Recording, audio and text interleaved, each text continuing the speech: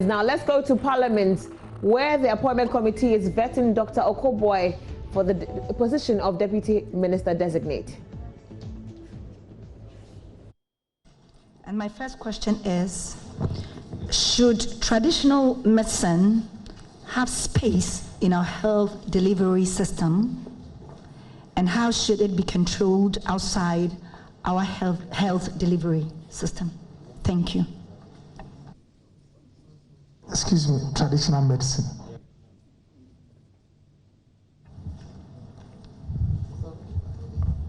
Yeah. So, let me... Question again? No, it's okay. Thank you very much. Mr. Chairman, as we speak, traditional medicine or herbal medicine is actually part of the health infrastructure of this country, especially when it comes to service delivery. Lekama Hospital, I know upstairs there is a trained herbal medicine practitioner from KNUST who mans their consortium. Even at the ministry, I think we have a unit that supervises their actions. Most of the time, the issue has been the science of the herbal medicine. And since this COVID situation came up, I have had calls from people who say they have some concoctions that can heal those who are positive. But when I ask them for samples, some says that it's through prayer and a special dispensation. But fortunately, unfortunately, scientists want to stick to evidence. And once your concoction is proven to be safe for use in human beings and also has efficacy, the appropriate bodies will grant the approval so that we use them. Thank you. Thank you very much. You came up with a very interesting publication in 2018, High Blood Pressure in Black People, an explanation of what high blood pressure, hypertension is, how to prevent it, and preserve life. Can you share with us this publication, please? Thank you, Mr. Chairman. So I'll just make it brief, but yes, I have a copy here. I'll give my colleague. But I observed in the consulting room that we're having some emergencies, some premature deaths as a result of high blood pressure. And what I noticed in the consulting room is that most of them knew that they were hypertensive. But because of the talk in town, especially for the men, that when you take your drugs, this will happen to you, you will not be when able you take the drugs, what will happen to you? Most of you the mean men... They say you can't fire when you take the drug? Yes, most of the men claim they cannot... Don't be afraid to say what you hear. Most of the men claim they cannot perform. Yes. Most of the men claim that people in town say if should they take their medications, they will become impotent over time. And that resulted in a lot of avoidable deaths. Some came with acute heart failure, sudden death, and their pressure was very high. So I also realized that when you have a nice conversation with a patient and explain to them what each medicine does, their attitude towards the drugs change. Their compliance levels become very high. So I wanted to have a book that once you can read and write, should you finish looking through the book, you will know what blood pressure is, why even a doctor will ask you to consider some medications, what they will do for you, and actually the book also addresses some of the myths and claims in town. And I think I've had calls from some people who say that ever since they read the book, they've started or they've been complying. You meet a woman, some women have taken their drugs for 50 years, and from their talk, you can see the one who is compliant. The old ladies will tell you, I've come for my drugs, it's finished. But when you meet some men, they will tell you they came. If you ask them why they are there, they don't say anything. When you look through their folder, before you realize they came for medication. If you tell them, are you hypertensive? They'll say, that's what the doctors say. So you realize that such talk changes over time, and it's...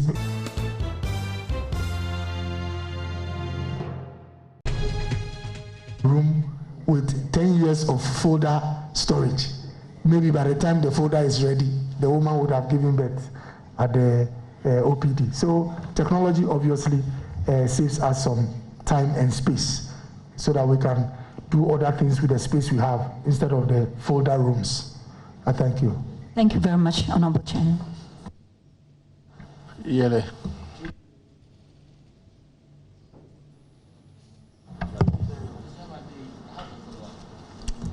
Thank you very much, Mr. Chairman.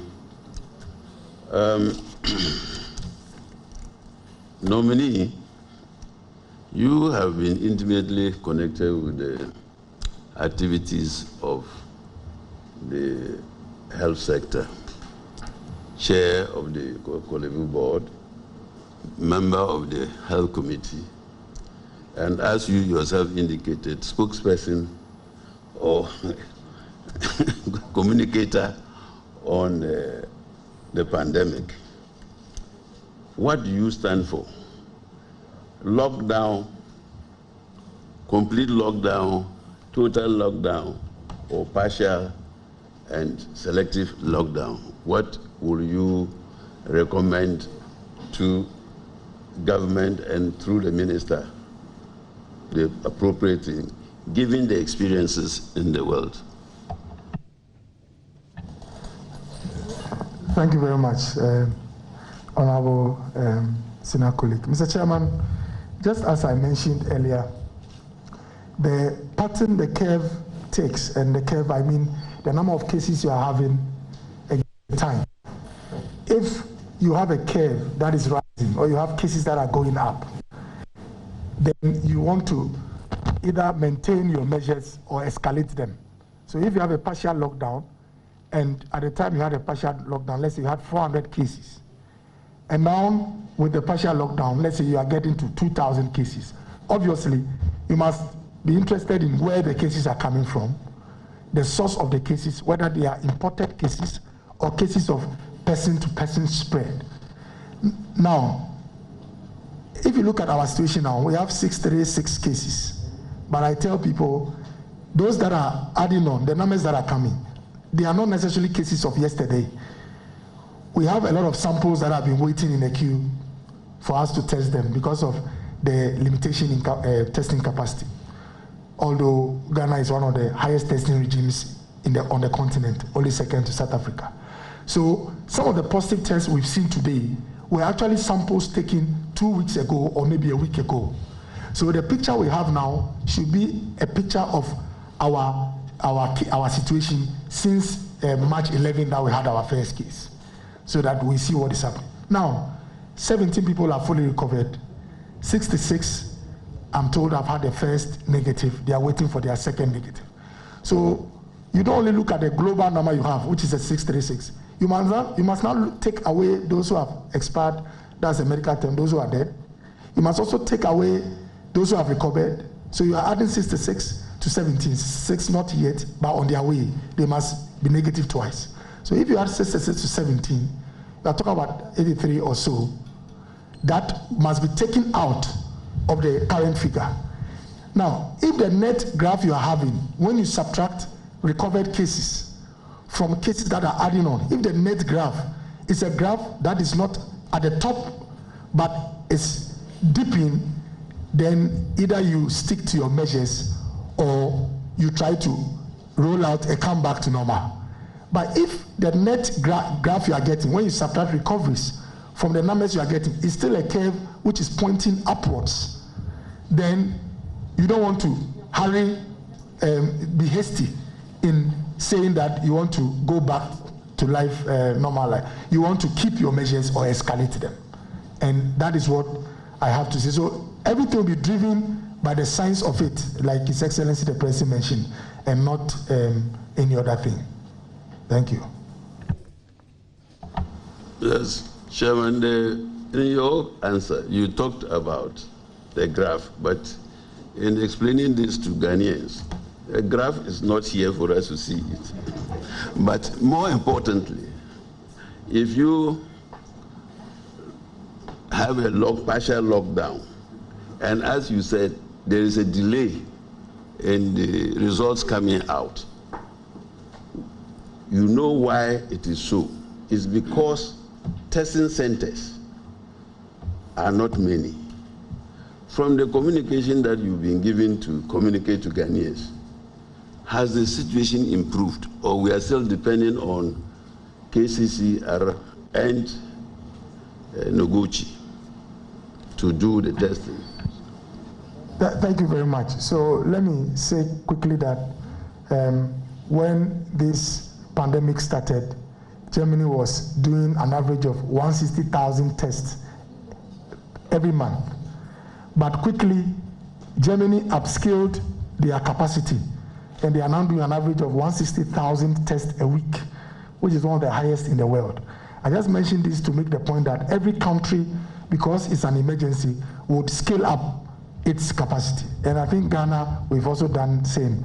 We had only Noguchi and KCCR as the testing centers, but the Public Health Reference Laboratory in Okoe-Boye has been calibrated to join and help handle the samples.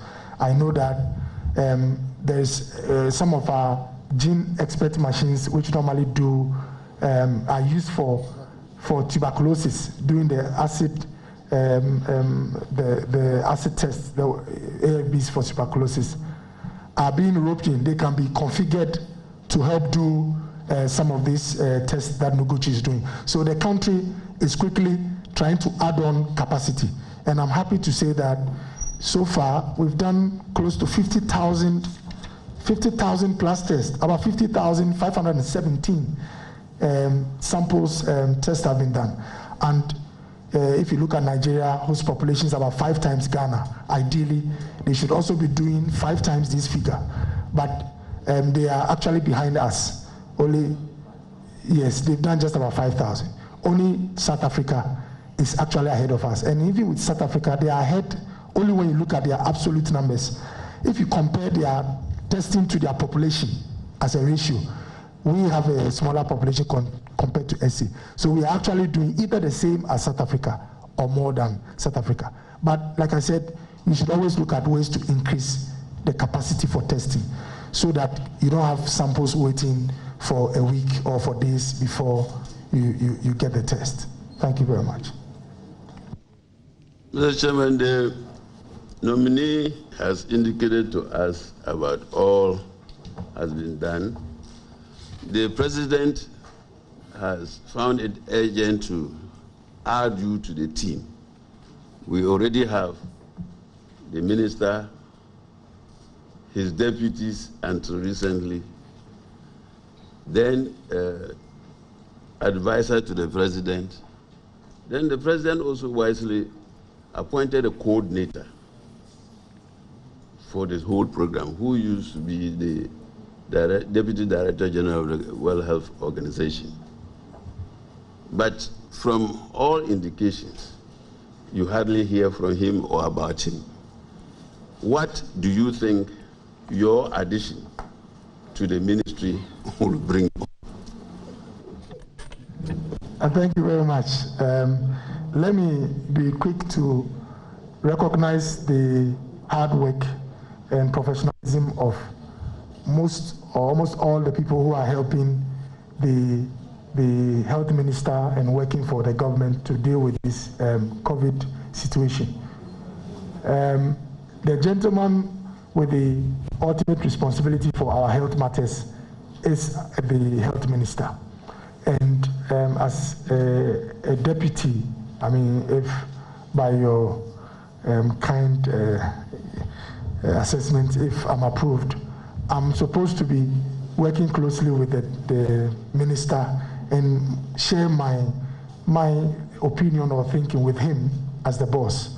Now, I had conversation with the minister, and some of the things I asked had to do with the various platforms we have, all in an attempt to win this war. So you have an interministerial committee platform with the president himself as the chair. There are subcommittees of that interministerial. You have the social and welfare branch. You have other committees looking at case management and all that. There's also an emergency operations committee, an expanded one, with people at the Ghana Health Service together with teaching hospitals. So there are many platforms all trying to win the war. What I would support the minister with is to look at what is happening with all these platforms where there's a lot of competency and capacity at the table. Do some harmonization and whisper to my boss some of the things we can or he can do to make sure that there's serious efficiency in terms of harnessing all the output from these platforms. And I believe that that will help us. And the communication is also important. Obviously, it's going to be with his permission.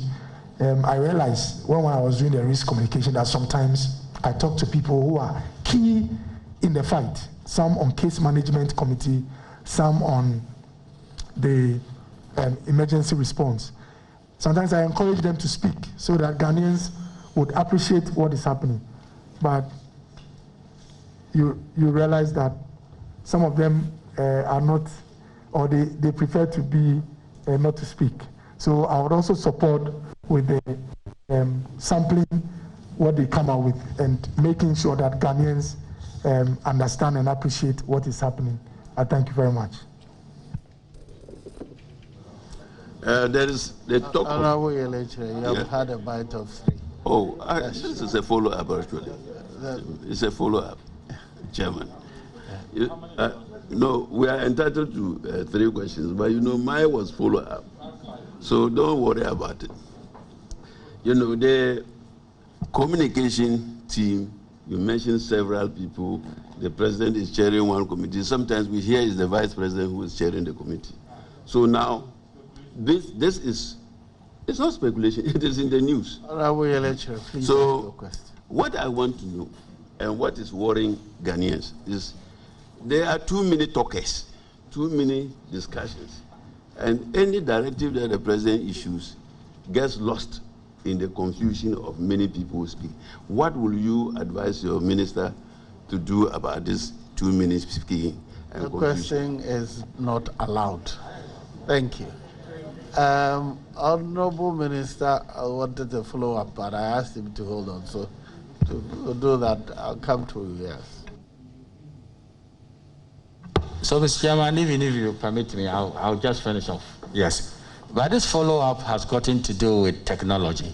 And you dwell solely on e-hospital, as it were, where you use the power of technology to get record straight.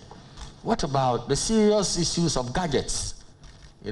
That you have world-class laboratory setups to aid diagnosis and the rest of them. And what do you think our investment level should be in this area? I thank you, Honorable Minister. Mr. Chairman, there are many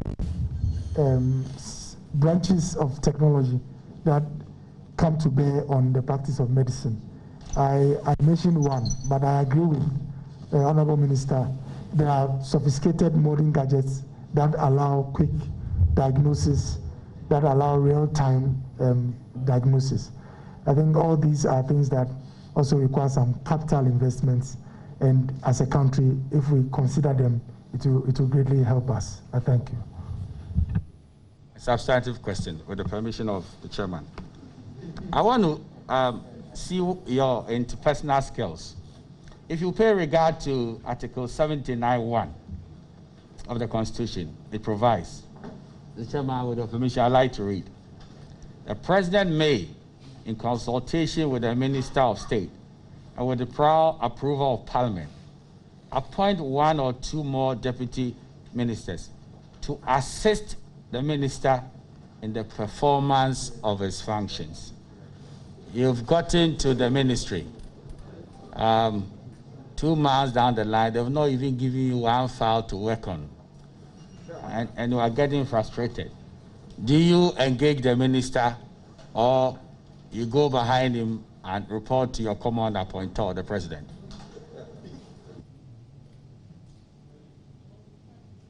Honorable, this is speculative. Although I suggest that you make a substantive case, but for now, he hasn't experienced any such thing.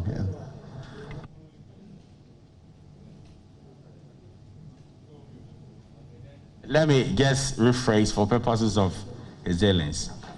Where your expertise is not respected by your superior, be it in the hospital setup or where you are about to go, the ministerial setup, and sometimes you think even your superior is wrong by reason of what you know, and because of the fact that he is wrong, the system is hurting. How do you confront such a situation? I thank you very much, Honourable Member. Honourable Member, let's say fortunately for me, I know that ultimate responsibility in terms of output is credited to my minister, or it's on the minister.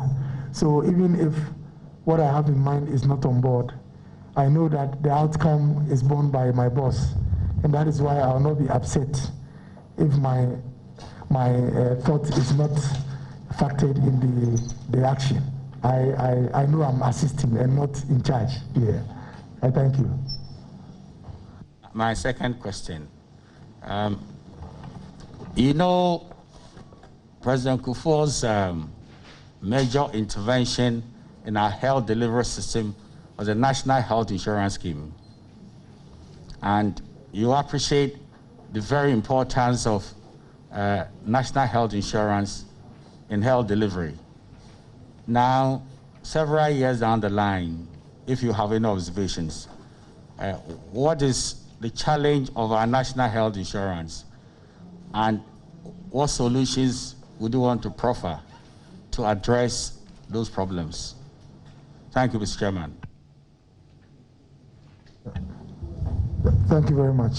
I think there were two main challenges that I appreciated. The first one had to do with the struggle that our fellow Ghanaians go through when they want to access a card.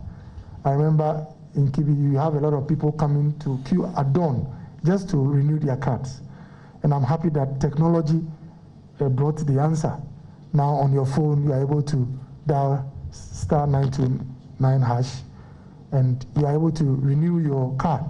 So that has kept numbers down away from the district centers. And then the second one has to do with the funding gaps, where the budget of the health insurance, what they allocated, actually is less than what they want to spend. And every year we add on as a funding gap. I think I stand to be corrected, but my chairman, the chairman of the health committee is here. He has a lot of interest in the health insurance. He, on his last contribution on the floor, made us appreciate the fact that the funding gap issue has been significantly dealt with. The only issue now has to do with the timely disbursements from the consolidated fund to the NHI fund so that they can go ahead and disburse their funds. So these are some of the, we've had an improvement on the waiting at the districts. We are still working on the disbursements. I thank you. Thank you, Chairman. My final question.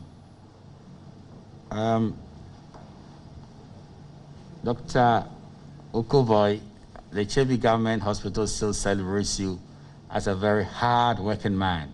And I don't have any doubt in my mind that we are going to do some good work. What is the ideal doctor-patient ratio? And how does it play out in Ghana? And now is it very significant in relation to health delivery? Thank you very much, Mr. Chair. Because this is a House of Records, I wouldn't like to state an approximate or specific number.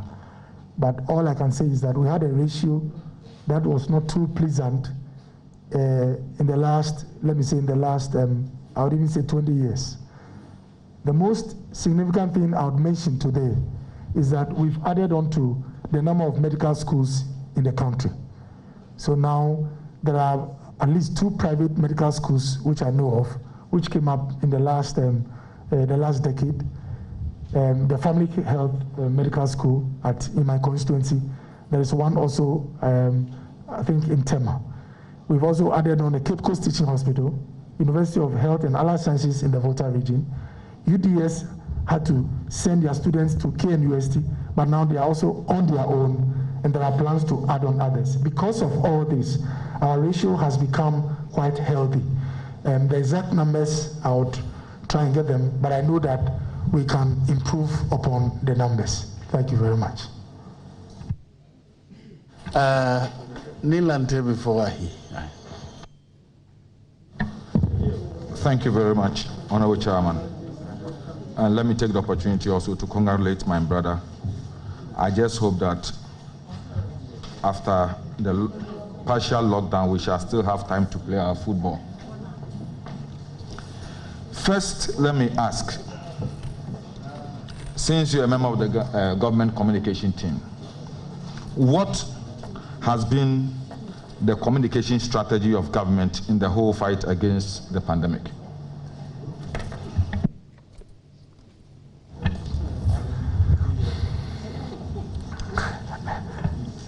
Let me say that all the platforms that work towards this COVID situation channel their official communication through the Ministry of Information.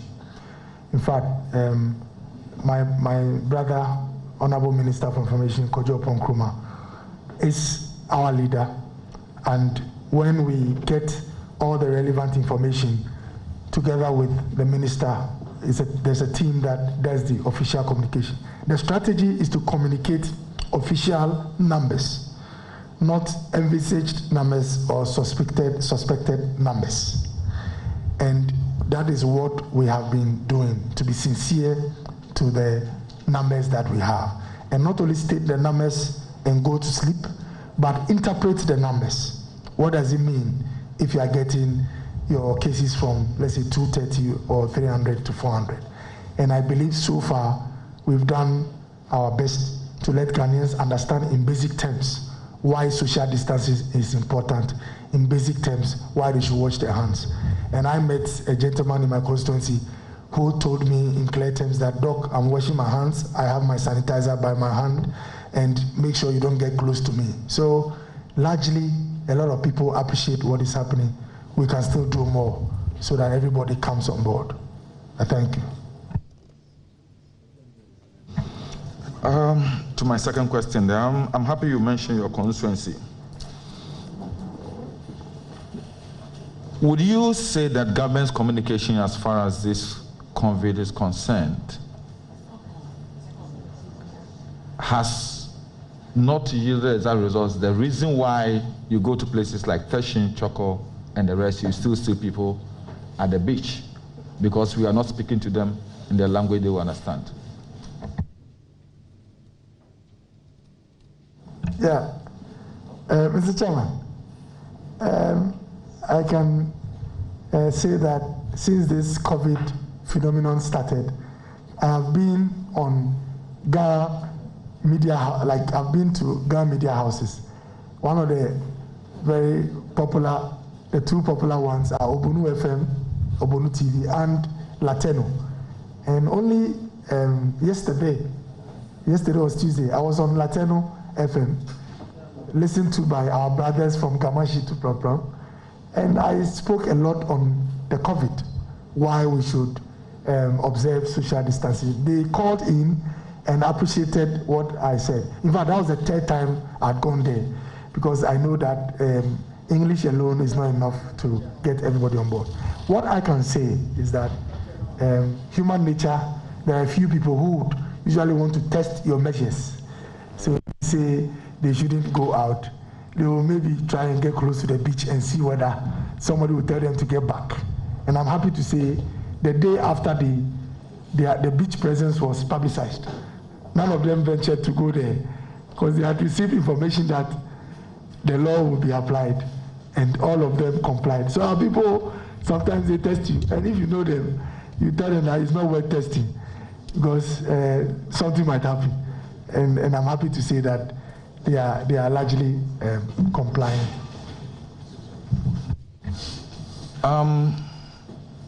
Finally, let me ask, you know the role that the information services department plays in such a situation. in your assessment, how effective in terms of operation logistics that you've utilized the Information Services Department? Thank you.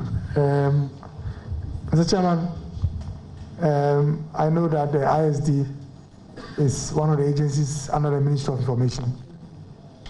In some of our meetings with our minister, the Minister for Information, it became clear that the capacity, the number of vehicles the ISD had was not too adequate. So luckily, the Ghana Education Service has volunteered some of their vehicles, even the Planting for Food and Jobs program. Most agencies in other ministries that have pickups, operational vehicles, have been roped in. And so the activity is still on to get them fully utilized. And they are doing, that job is going on. So they are being supported to get the job done. Thank you. Lilante, no. Yes, I'll come to you later, please. Mr. Chairman, I thank you so much. I want to congratulate my brother, my friend, for his hard work.